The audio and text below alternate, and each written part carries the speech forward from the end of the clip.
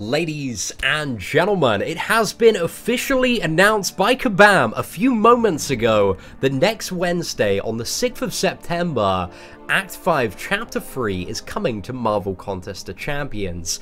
Now, there are two things in particular to be exceptionally hyped about. The first is that this content is 100% confirmed, fun, and interactive. Stated by Kabam DK himself, they have apparently removed all of the magics, which is great. I'm very, very happy about that, mainly because there is a new kind of power gain node, which doesn't seem that fun, but the fact that all the magics have been removed is good for that node. That is a great time. And the second is that in terms of the exploration rewards, there is a 5-star Awakening Gem Crystal up for grabs, as well as a 5-star rank up gem, which allows you to take a champion from rank 2 to rank 3. So some amazing rewards there, as well as a combined total of 3,500 5-star shards, 4-star rank up gem crystal, loads of tier 4 class catalyst fragment crystals, a few 4-star shards,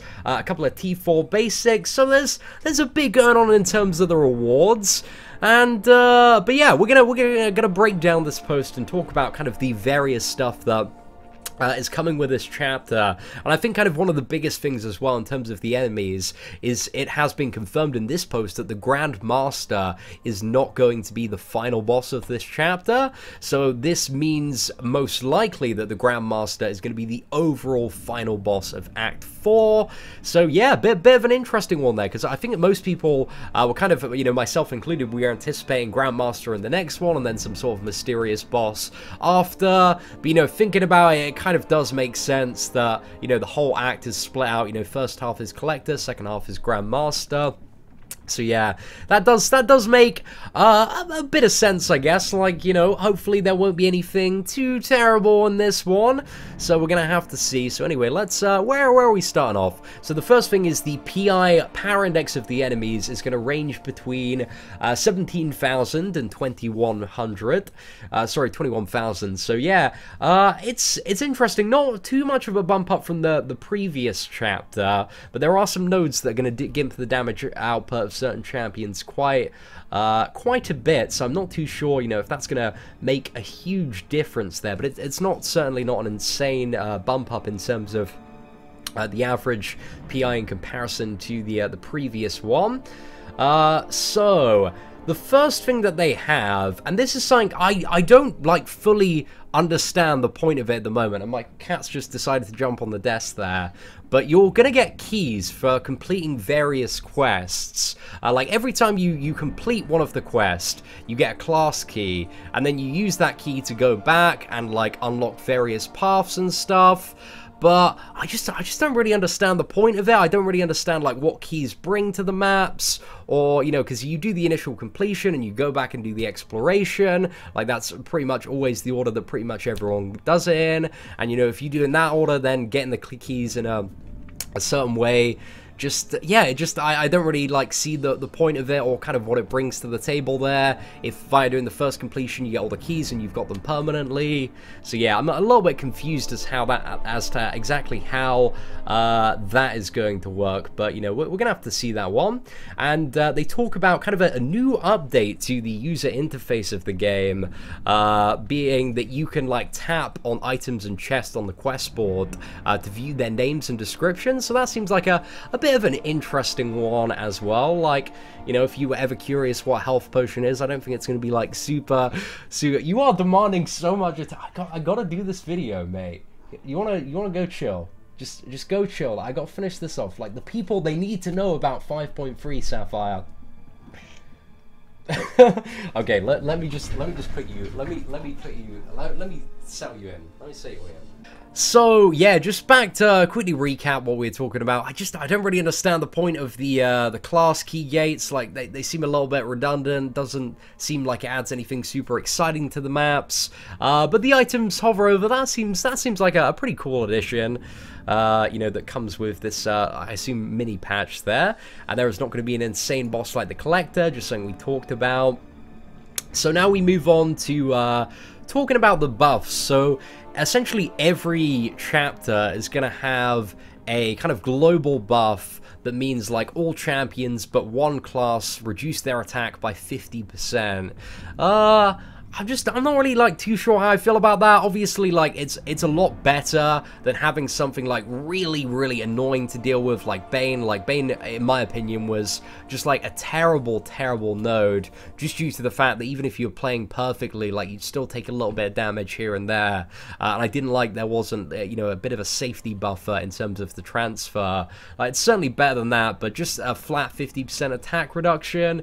You know, it's not very exciting. It doesn't get me hyped. It's you know, not as interesting and creative as some of the buffs that we saw in the first chapter. You know, I really liked the lifesteal one, and I really liked the one that gave you like an insane amount of attack, but also you dealt a little bit of damage, so you could use champions that had like lifesteal, and that would work really well. And I really liked the one in like the second, so like the first two chapters of 5.2, which you know, gave you your special was like an insane amount of damage, but caused your other attacks to deal nothing. I thought those were quite interesting nodes, but these ones, a little bit boring. Like they don't hype me up like proper. So yeah, I'm not really too fussed about that one. And then we have another one called Cornered.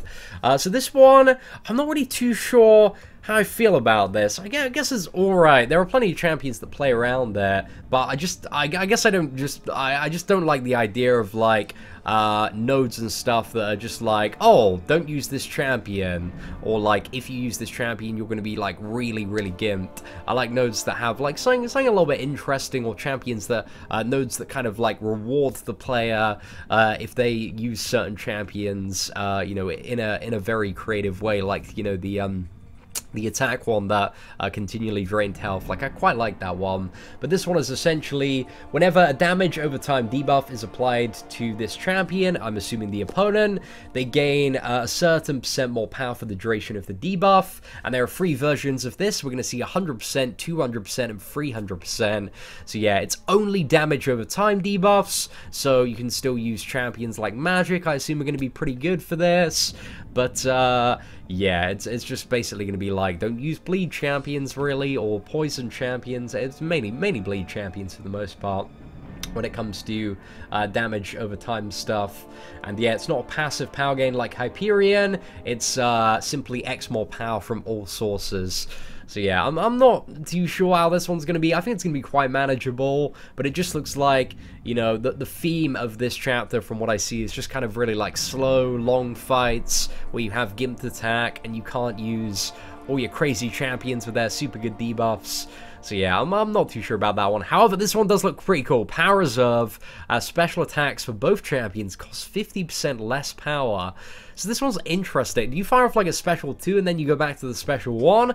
If so, there might be some pretty insane stuff you can do with certain champions that, you know, gain a large amount of their damage overall from their special attacks. So Power Reserve, I think, you know, I don't really like this, the attack one. I don't really like Cornered, but Power Reserve, I rate that one. I think that's good. I think that's a little bit interesting.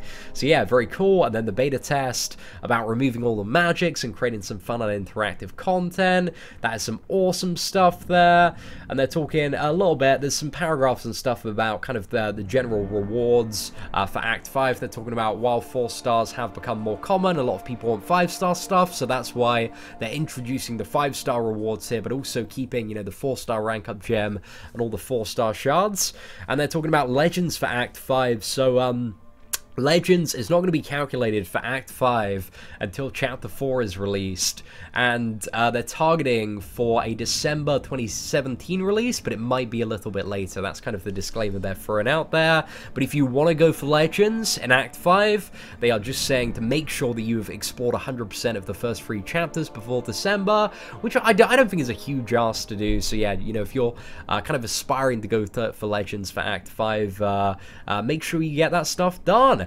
And that is pretty much it when it comes to the announcement. Like, it seems interesting. Like, I'm very excited for the rewards. I'm very excited for that, what was it, the Power Reserve node. But I just feel like a lot of this chapter is going to be quite long, you know, with the cornered node and the attack reduction. So I think they're kind of making a lot of the fights in this a bit more of a test of endurance. So yeah, I guess we're going to have to see how that is, but I'm very interested to get your perspective on kind of the design of this chapter. Do you like the nodes? Like, I really don't get the class key thing. I don't really understand the point of it if you get all the class keys from initial completion, because then when you're going back for exploration, like, I'm just a little bit confused as to the actual purpose of it. Like, I don't know, it's a bit of an odd one. But anyway, ladies and gentlemen, thank you so much for watching today's video. If you enjoyed it, feel free to smash that like button, and I'm gonna try and live stream Act 5.3 live when it goes live immediately next week, but I am in Dubai, and I think Dubai is 3 hours ahead of the time, so it'll be 9 o'clock Dubai time, and I should be done with whatever I'm doing today, so hopefully the hotel Wi-Fi is pretty good. If not, we have some connections out in Dubai, so hopefully, you know, if that falls through, maybe we can get around somebody's house or business or place, and we can get a live stream going. But yeah, we're gonna have to pull a rabbit out of the hat to make that work. But anyway, ladies and gentlemen, thank you so much for watching, take care, and have an absolutely fantastic day.